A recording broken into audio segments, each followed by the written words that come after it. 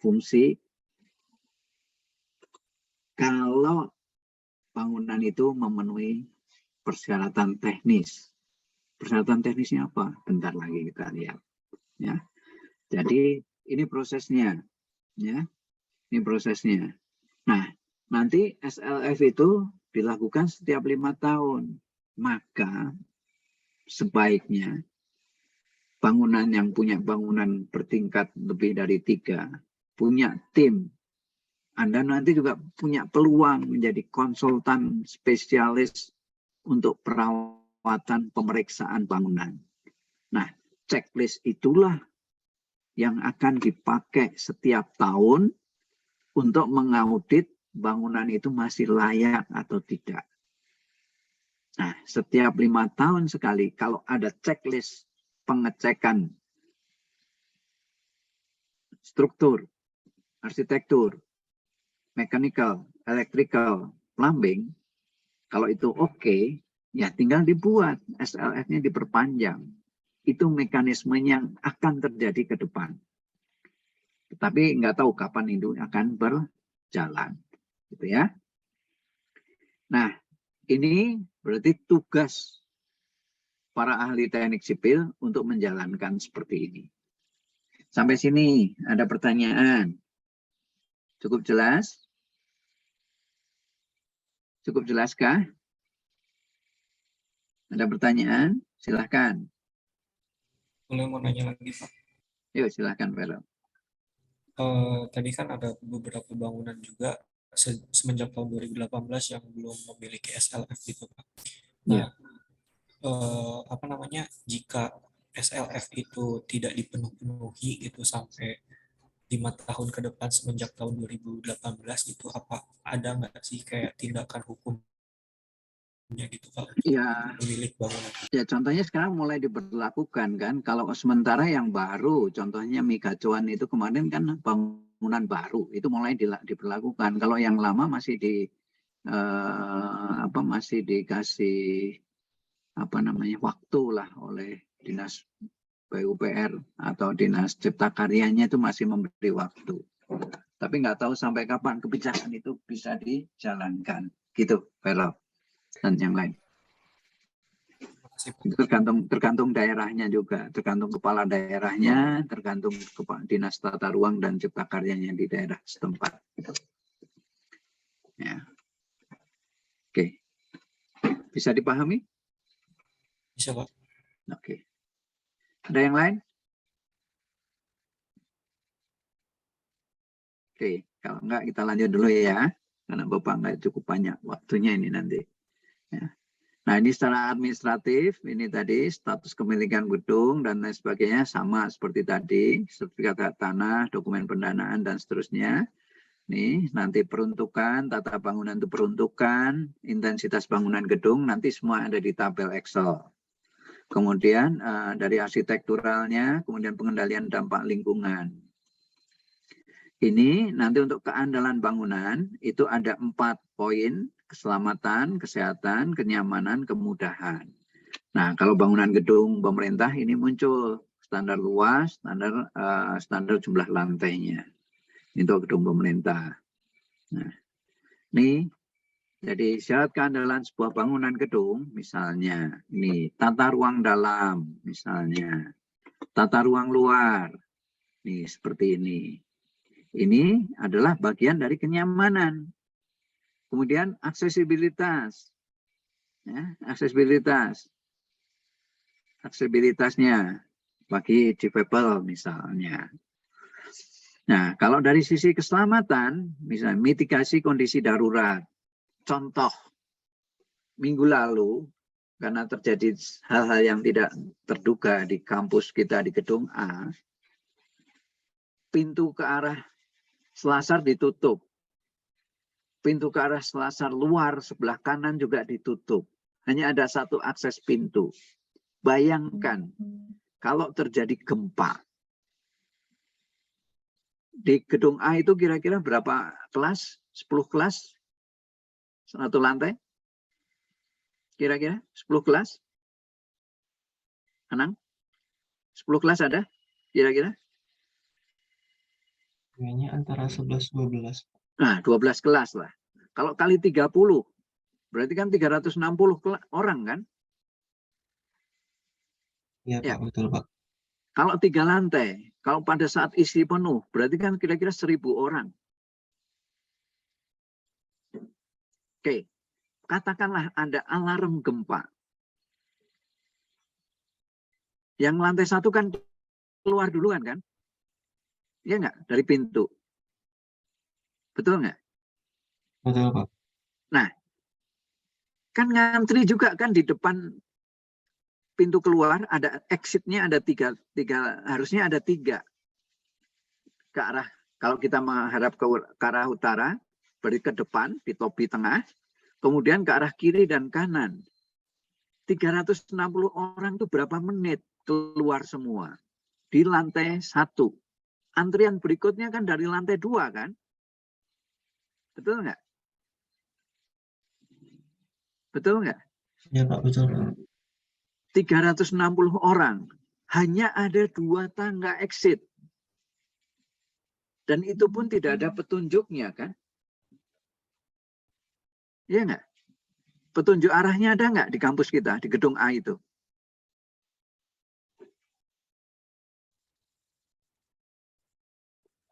Belum ada. Belum ada kan? Kalau waktu itu sempat ada Pak, tapi Iya, itu. ke arah barat Pak. Iya, kakak kelas kamu saya minta masang pakai sementara aja pakai apa? Pakai apanya? Kertas berwarna gitu kan, saya suruh tempelin aja kan gitu kan? Iya kan? Iya, Pak. Nah, coba bayangkan lantai 3 berapa time. Nah, kira-kira seperti itu gambarannya. Nah, bagaimana kalau terjadi? Itu jalur mitigasi kondisi darurat. Bayangkan 50 lantai. Tahu terjun bebas saja kamu. Gitu. Ya. Ini ya. Kemudian sisi struktur, stabilitas dan kekuatan. Ya. Sisi instalasi listrik, proteksi petir, proteksi kebakaran, tata suara, tata cahaya, plumbing, suhu kawasan, penerangan, komunikasi, kenyamanan termal, transportasi dalam gedung. Nah, ini semua dimitigasi.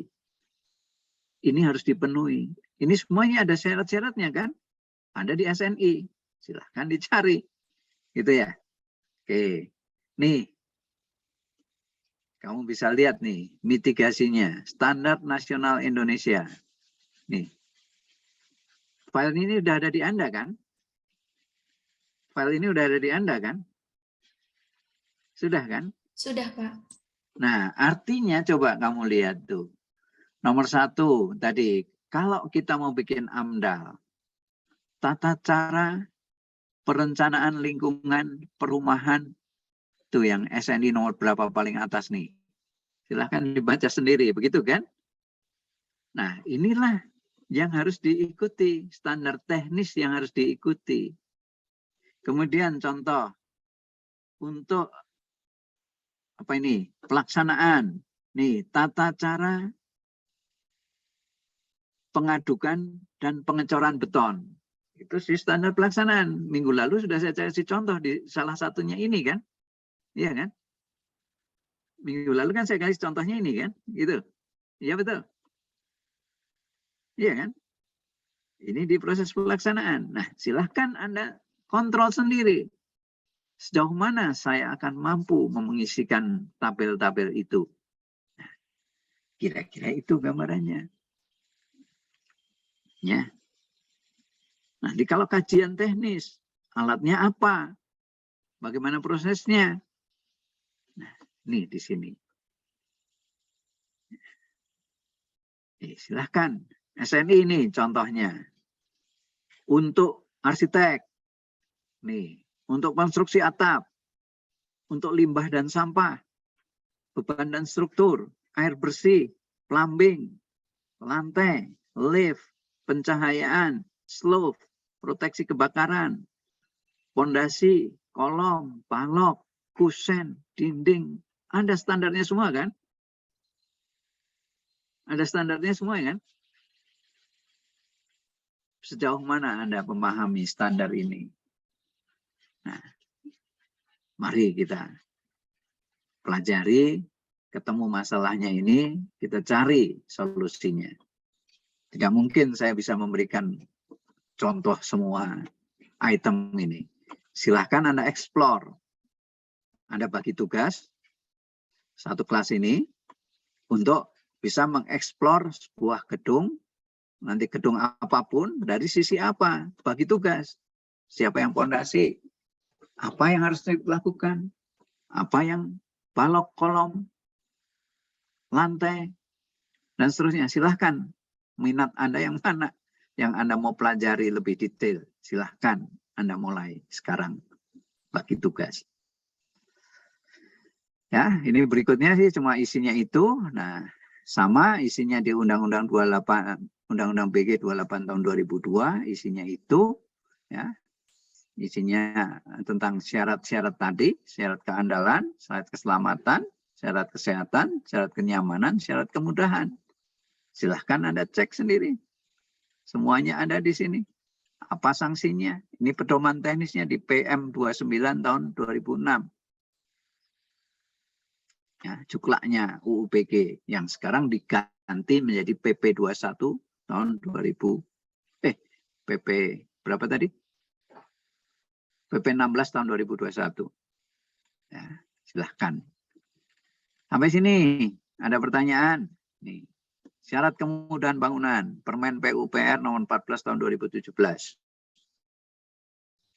Dan ruang tunggu, perlengkapan dan peralatan kontrol, rambu, marka. Nah, silakan Anda bisa berperan di bagian perkuliahan yang akan kita buat ini.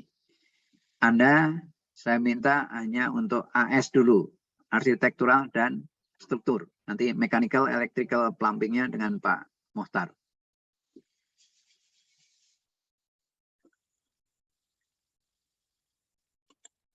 Oke, jelas? Jelas? Ada pertanyaan?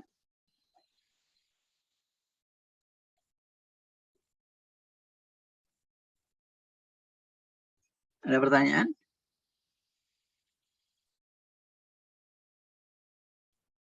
Halo. Halo. Ada pertanyaan kah?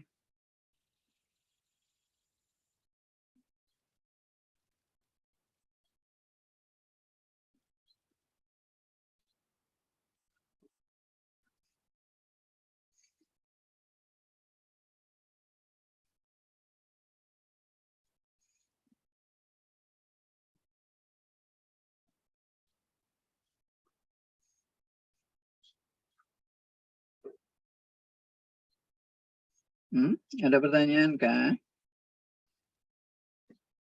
Cukup jelas?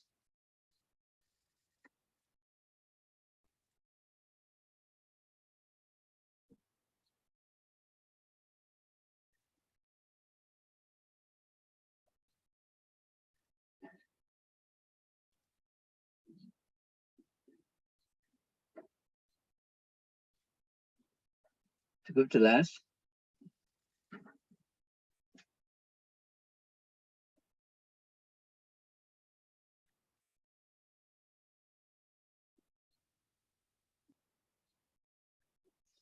Halo.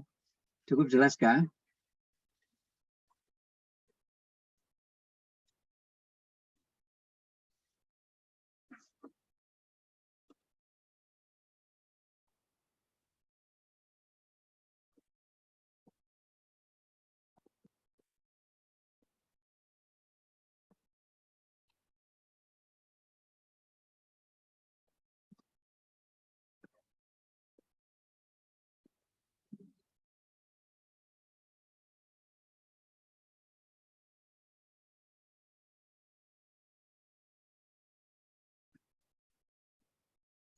Sebaiknya ini siapa yang di luar kota?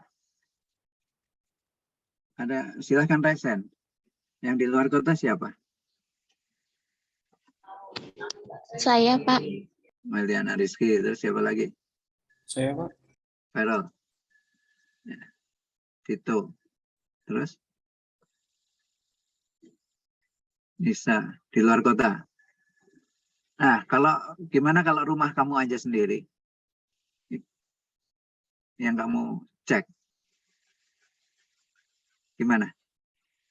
Saya usulkan rumah kamu sendiri aja. Rumah yang kamu tempati.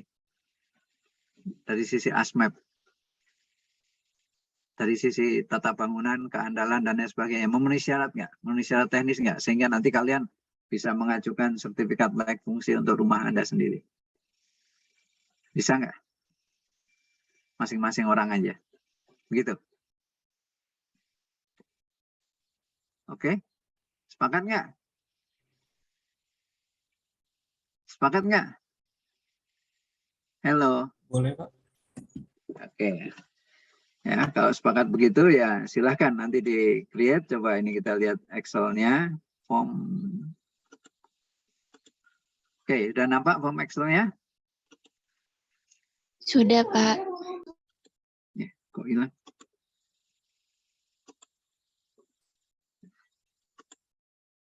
Oke.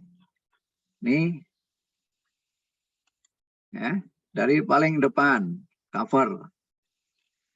Nih, nanti diisi kan nama bangunannya, lokasinya, fungsinya. Kamu kasih foto nanti. Pakai GPS, Anda di posisi koordinat mana? Ya, di foto. Jumlah lantainya, pemiliknya siapa? Coba ini, coba cari tahu aturan yang berlaku. Nih, kesesuaian pemanfaatan terhadap fungsi bangunan gedung, oke atau tidak? Intensitas, arsitektural bangunan, sistem struktur bangunan, sistem proteksi kebakaran, penangkal petir. Kalau nggak ada ya kosongin. Pak, di rumah saya nggak ada penangkal petirnya ya kosongin aja. Sistem penghawaan. Coba di rumah kamu, berapa lubang udara yang ada di masing-masing ruangan.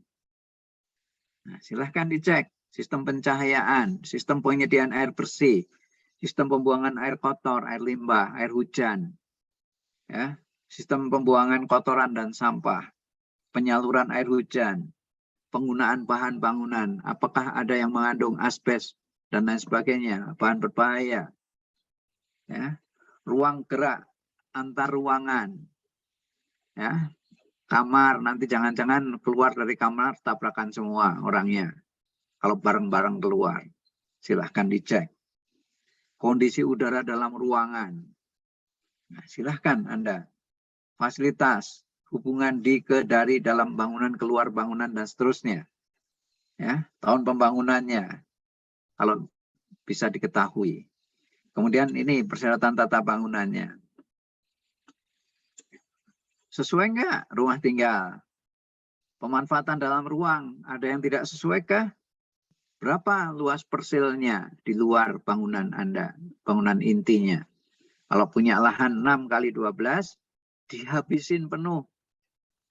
Semuanya diisi bangunan. Nah, sama seperti kampus Polban. Berapa koefisien daerah hijaunya di persil yang Anda punya? Nah, ini dituliskan semuanya.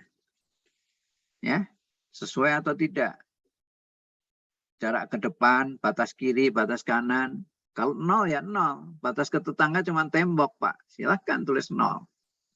Begitu kan? Batas kiri dengan jalan, Pak. Batas depan dengan jalan, Pak. Oh, rumahnya, oh, di pojokan. Begitu kan? Nah, silahkan diisikan.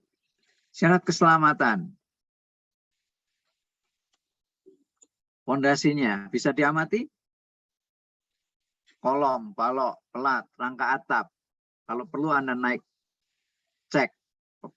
Struktur atapnya benar atau tidak. Kalian sudah belajar. Akses pada lingkungan bangunan gedung.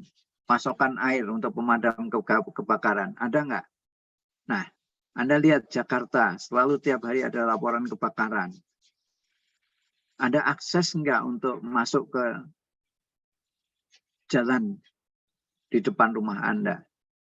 Jangan-jangan hanya bisa dilalui motor, dan seterusnya. Ya, ini silahkan diisi.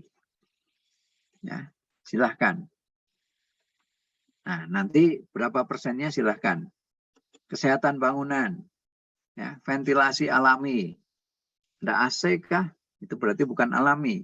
Ventilasi mekanik. Sistem pengondisian udara, kadar karbon dioksida kalau bisa diukur.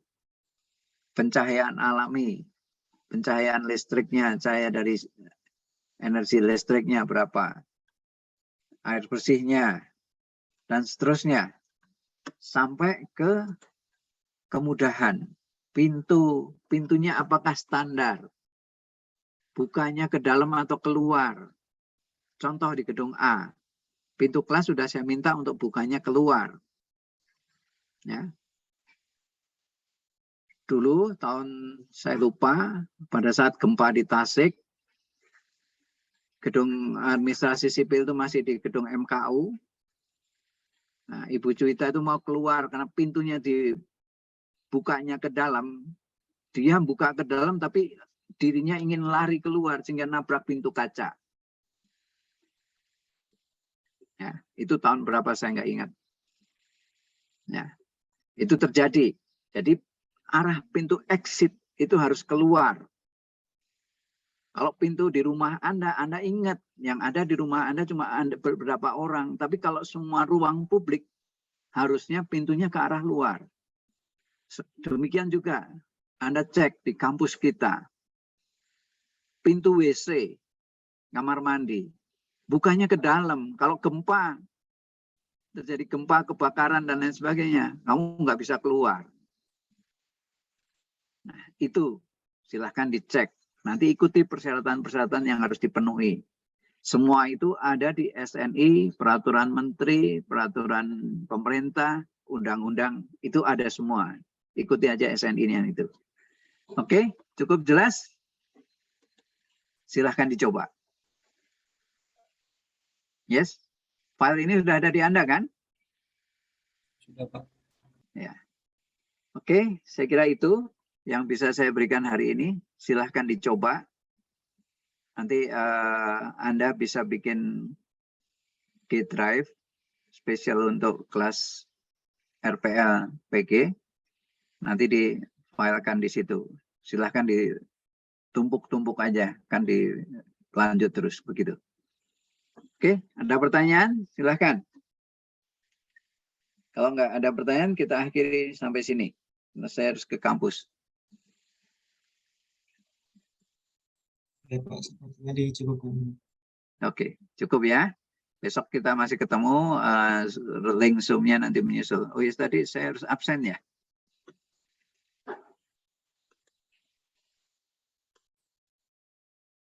Absennya di mana ya?